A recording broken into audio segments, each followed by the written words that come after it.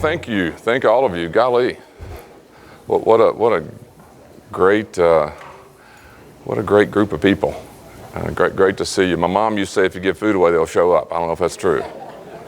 But I really appreciate you being here. Appreciate you being here for all the people we're going to recognize and talk about this morning, and hopefully share some good news. Jackie Ray Davis and I were talking out just a few minutes ago, and he was saying something like, it's really nice that we stop and recognize people and things that are going on. And in today's world, it's pretty easy to stop and find something wrong with everything. So I'm just happy to get to sit here and be a part of all the positive things that are going on, the positive people that work here. And there's not a time I've ever left this room, this meeting, that I don't feel better about where I work and who's here. So I hope you feel that way too as we go through our morning. So we're going to start with our Officer Employees of the Month, and we'll talk about each one of them. Let's see. If I said someone named Jackie Blue, would it give away what she's wearing?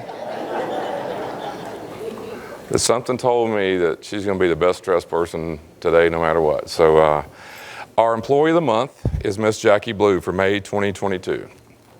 It says, there we go, you're welcome. It says, I would like to nominate Jackie Blue for Employee of the Month. She works an intricate part of the Civil Warrants Division in data processing. She's always searching to find solutions to issues and has the best personality and finds laughter in every unusual situation. She constantly goes beyond what is needed and assesses what could happen if certain things are not immediately handled. She has no problem chasing officers down to figure out what is going on with a paper. She recently trained 3 new officers through the data processing area. Each new warrant officer is required to spend 2 days in data processing. She calls it Jackie 101. She takes the needed time to familiarize each officer with the different warrant types, the civil warrant program, and some major do's and don'ts. Each officer gains a better understanding of the paper flow and how each warrant is assigned. Jackie is always making sure warrants are processed efficiently and all the I's are dotted and T's are crossed. She's a huge asset to the data processing area, and her efforts do not go unnoticed, and I'd like to nominate her for Employee of the Month. Miss Shirley Bean wrote that. Thank you very much. So we get to get our picture made. I should have worn my blue tie. Hang on one second. So we're going to give you a tumbler with some goodies in that. Here's 8 hours of leave off, well deserved for that. And we're going to give you one of our coins and our pen to go with that as well. So congratulations, Jackie. Fantastic.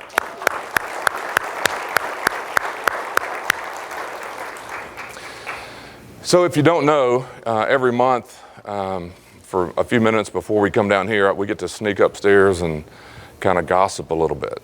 And so we were upstairs a minute ago. I've known Jackie for 20 years, 25 years probably. I did not know we went to the same high school.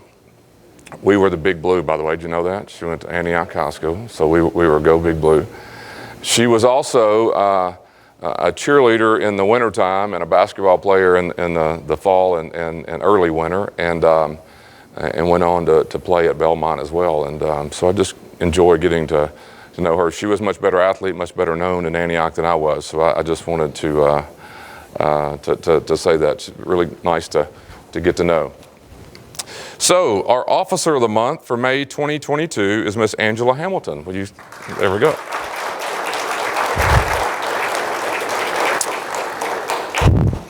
Says Corporal Angela Hamilton has been working overtime in DDC for a while, and every time she ends up working in the kitchen, she does an impeccable job.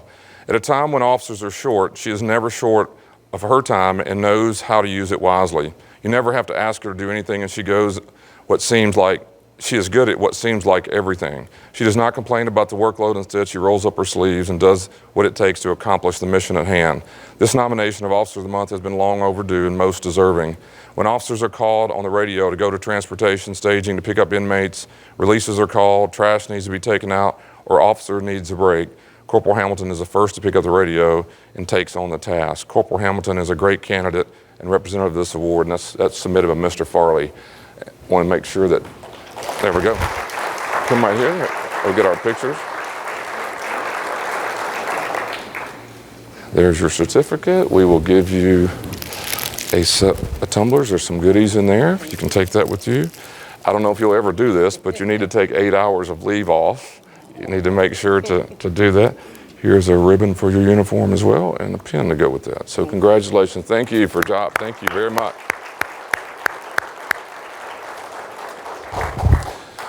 So I didn't go to high school with Miss Hamilton. I found out.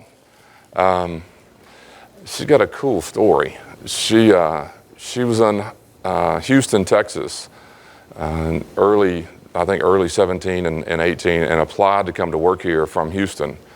Took a job here from Houston, came to work and asked someone, where do I live? Where do I need to live? And literally went and found a home and has been here ever since.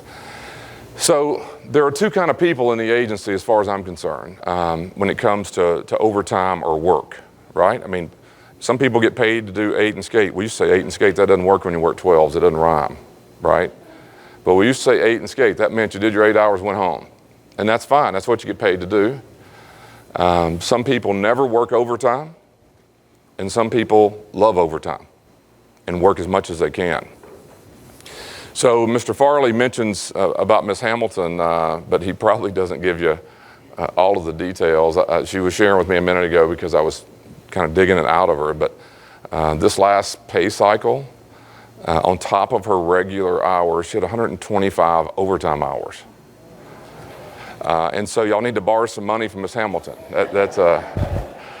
But I wouldn't loan any of that money. You're earning it. It's amazing to hear the story. She worked in prisons in Texas and jails and has a great understanding of really both sides of that story. And but to hear why she works, I mean, y'all know this. I can tell because Mr. Bodie's a pretty smart dude. He went and hugged Miss Hamilton first this morning because if you run facilities, you need a bunch of Miss Hamiltons. She works in transportation, but goes to work in every facility when she leaves transportation as to where they're needed. And so thank you for your regular job, but for what you're doing during this very difficult, stressful staffing shortage, we couldn't do it. I've bragged about Mr. Maggart. I think we found the female version of Mr. Maggart, and they're fighting over the record overtime. So very, very, very smart, very happy to have her and Jackie doing the work that they do every day. So I want to recognize some other folks this morning. Let's have Corporal Meadows. Can you come join me?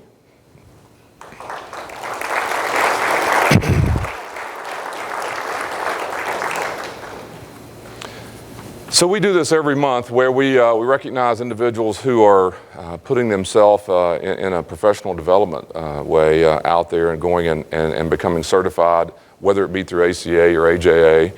And Corporal Meadows is our latest person to be recognized for accomplishing the Certified Jail Officer by the American Correctional Association. And just want to tell you, I don't know where Marcia is, I'll think about you every time, because the AJA, ACA, we're kind of rock stars in those organizations because of our people who get involved, and there's not a place in this country that has more people certified as officers. And so I can't be more proud of our agency and Corporal Meadows for your accomplishment. We want to recognize you this morning. We will just to kind of, so there's your, let's just show this off. How about that? Why don't you hold that part, and we'll show them what was really happening. It looks fancy. So there's your recognition, and there we go, and we'll give you your, this is a CJO pin and your ribbon for your uniform, and want to congratulate you on a job well done. Thank you very much. Appreciate you.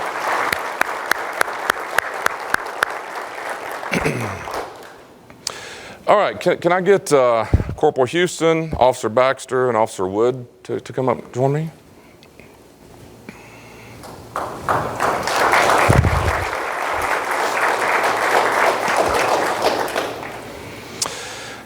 Okay, Corporal Houston, Officer Baxter, and Officer Wood responded to an overdose of 2 inmates in the same cell.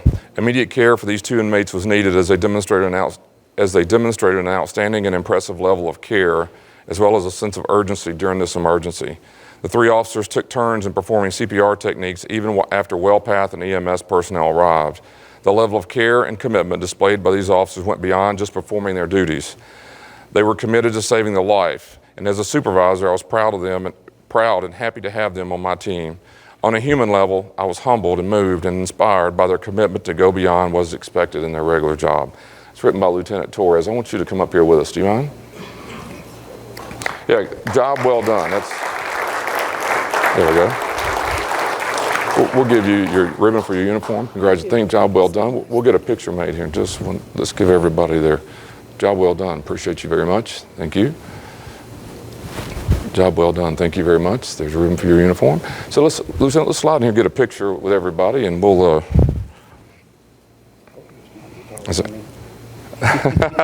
He said everybody's taller than me.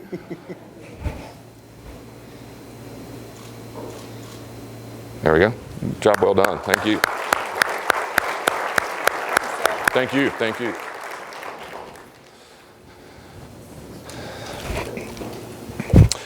All right.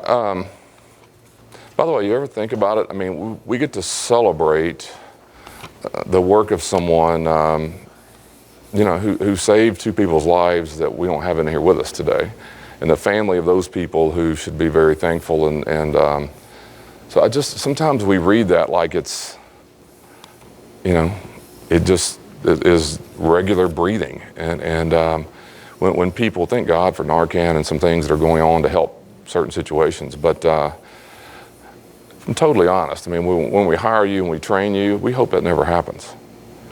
We hope that you never have to use the techniques and the skills or just your compassion to do it. I would hope it never happens. And I just don't ever want to stop and just start getting used to that part of your job. So I want to thank you for doing that, for being there. I was telling someone the other day that the public have no idea how difficult and how the work that you're doing in this situation, saving people's lives. But it's gotten so much more difficult, so much more risky as it relates to the overdose situation, and so I just can't thank you enough. And I don't think this is a small way to pat you on the back, but I don't know, super proud of what you're doing, and unfortunately that's not the last time it's going to happen in this organization. But some of us grew up here a long time ago where the potential for that coming a positive outcome was not very good. So I was just really proud of you for that. So let's ask Mr. Danny Jenkins to come down here. Can we do that?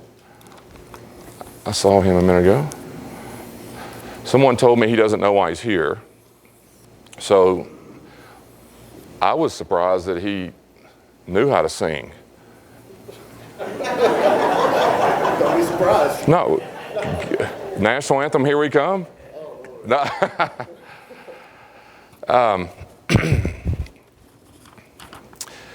Danny Jenkins will be recognized next month at the Correctional Education Association's International Conference in Tampa, Florida as their Teacher of the Year.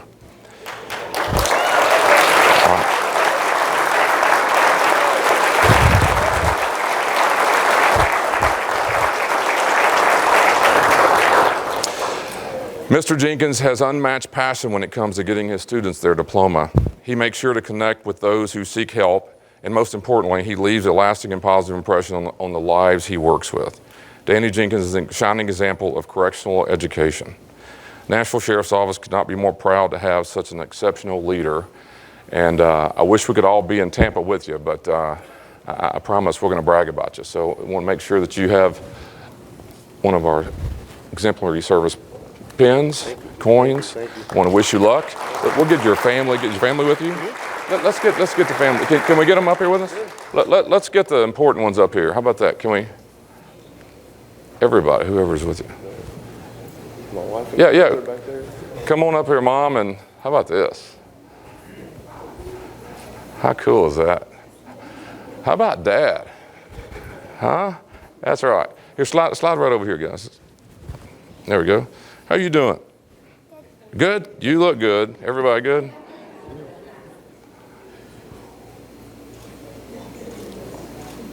There we go. Congratulations, guys. Thank you all very much. Good luck to you. Thank you.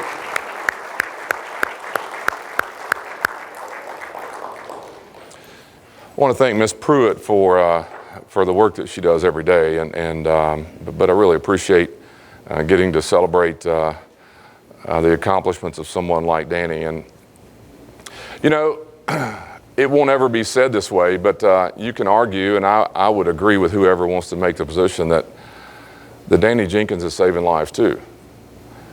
It's not to take anything away from what you did. I can't hug you any more than I can thank you for what you're doing. But I also want everybody who does what Danny does and many, many other roles here, you're saving lives too. That's just the way it is. And there's somebody today with a job who couldn't have had a job without an education. And you get the job, believe it or not, probably gives you a little confidence.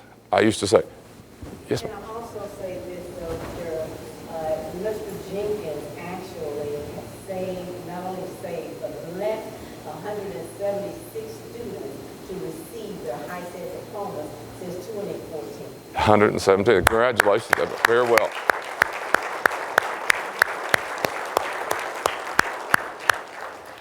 You know what's so cool about that?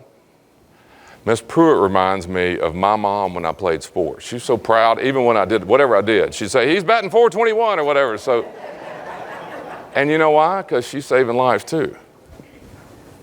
You understand? I mean, that's really the reality. What she's doing is empowering someone like Danny Jenkins, hopefully giving him the support he needs, and we've got people with educations that wouldn't have had it.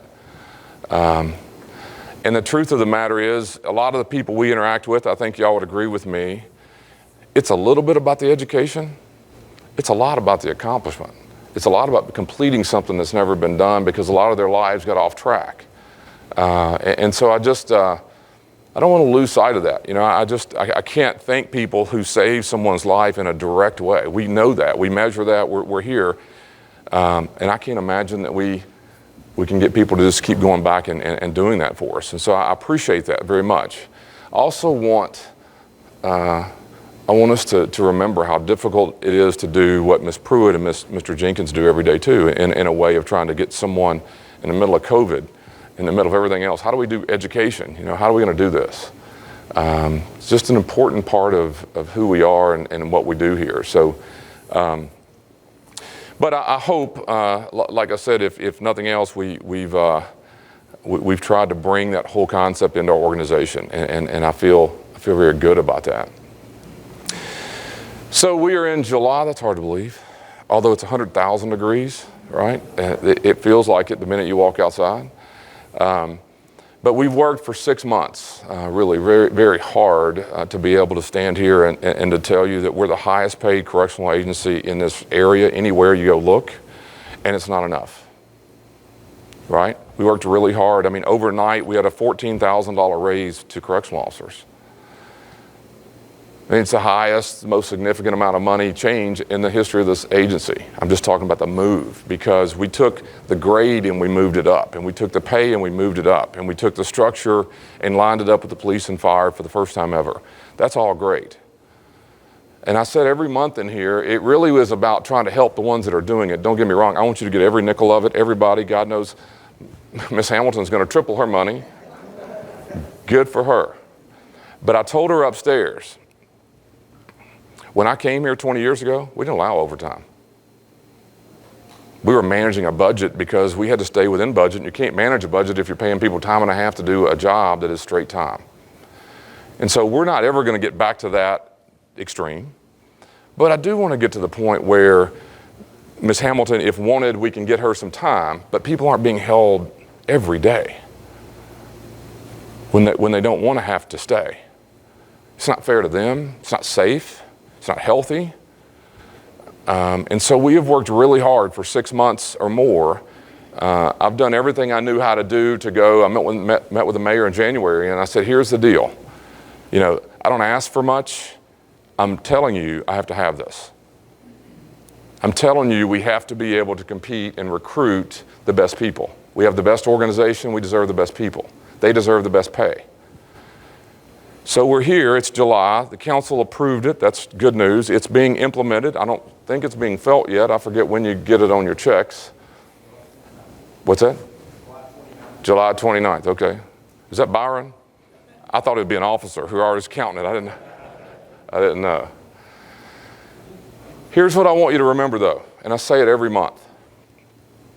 It's not taken away from anybody else. What Mr. Jenkins does, or Ms. Pruitt does, or what Jackie Blue does, or the chiefs in this organization, or Sheila Morgan, the most important person to me here. Right? I'm not taking away from what y'all do. I just need you to understand that our recruitment in corrections is the heartbeat of what we do. And if we can't find people, the rest of us aren't going to survive in our jobs. Everything else we do, from warrants to support system, is dependent on getting really good people to do the most significant role that we provide. So I need you to help me in the hallway, around the coffee shop, whatever. I need you, when someone says, I don't believe corrections are getting more money, man, I've been booking 22 years, I deserve all that, I've been here, I know how that's said. Right? I need you to help me. All I need you to say is, yeah, and look, we all got some raises. And corrections having a lot of trouble. And what I'm trying to do is to get them what they deserve so we can free up the promotional movements and you get the bodies you need in all these jobs. We hadn't had a case management and these other jobs promotion a long time because we couldn't afford to give up anybody else from corrections. So I hope you can feel some benefit to the corrections division getting what they deserved. But I just don't let it be they're worth more than me. Here's what I would say. It's more difficult to find them than you. And we're trying to go find them. And that's all I know how to say, is I want to make sure we all got some raises, we all got some help. It's not picking, who you like better or who you don't. It's the agency's core mission is at the center of this thing. And we've never had 135 vacancies in corrections. We've never had a woman sit here and say, I've worked 120-something hours this pay cycle, overtime, and not complain about it.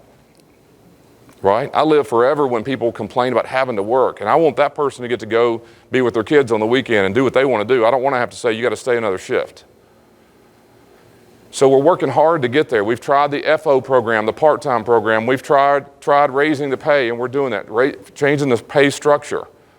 And my hope is, in the next 6 months or so, we start to feel the vacancies fill up. And I hope you all feel some benefit to that. But also and we sent this out on the monitor, but of course the cost of living raises and increment raises are in there for everyone. That helps. I'm so happy that you get that too.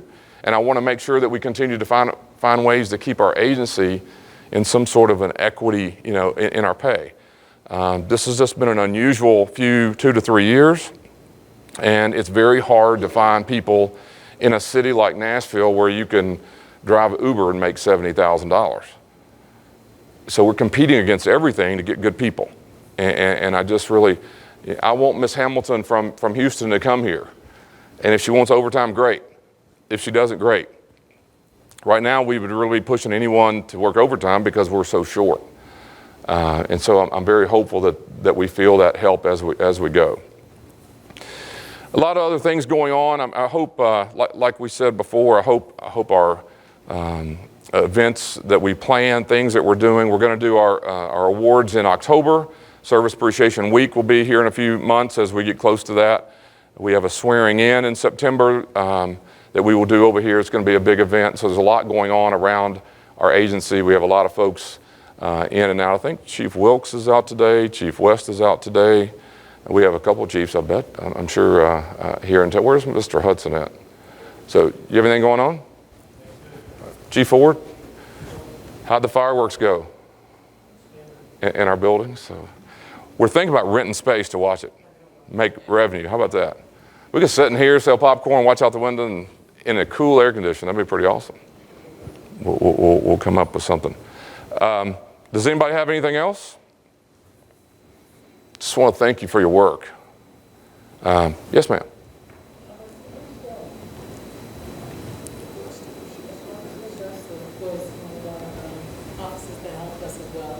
Is she not here today? She was. Oh, okay. Okay. Did we not have her on the list? Okay. Well, I'll tell you what we're going to do. We're going to get her down here in a minute. Can she sing? I'm just kidding. Well, she won't. She said she might want those 8 hours, though. We'll make that happen. I see Mr. Conrad back there. We'll take care of that here in just a minute. Thank you for saying that. Thank you very much. Does anything else? So here's what I'd like to do. Let's let our honorees, and we will get pictures and do all that here in just a minute. Let's let our honorees, the whole front row, let's go first. Let's go get something to eat. have some fellowship, enjoy our day. And one more time, thanks for everybody saving the lives that you're saving. How about that?